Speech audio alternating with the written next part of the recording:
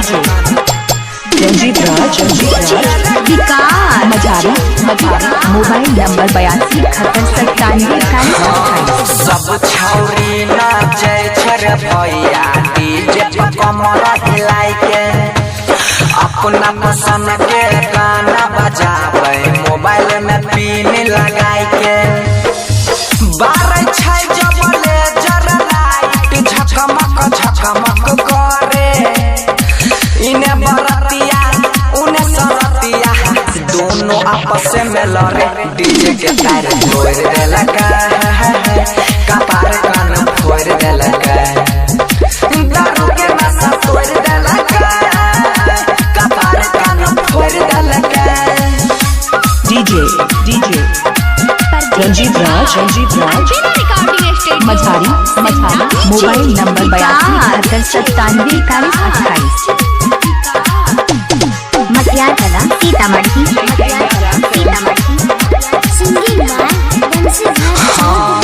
छौरी मौगी के बीच में नाचे लगल छौरा बरतिया आगू पीछू मोटरसाइकिल बैठ गेलै सरतिया अपना गाँव में छौरा रहै छै सब बरिया गोरकी छौरी मौगी रहे मालिया पाछी झपला बाबा खोर देलका डीजे के तार तोड़ देलका दारू के नशा तोड़ देलका कपार कान फोड़ देलका। डीजे रंजीत राज मझारी मोबाइल नंबर 82 मटियाला सीतामढ़ी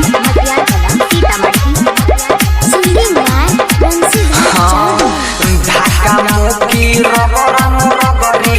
भेल रेला मरेला लड़का साथ में रहै लोकना पकड़ाई गेलै अकेला बजलै जब बनसिया के गाना बिछा के प्लास्टिक बोरा छौरी सब टाइल रहै मन लै नहीं छौरा डीजे के तार तोड़ देलका कपार कान फोड़ देलका। रंजीत राज मझारी मोबाइल नंबर 82 97 27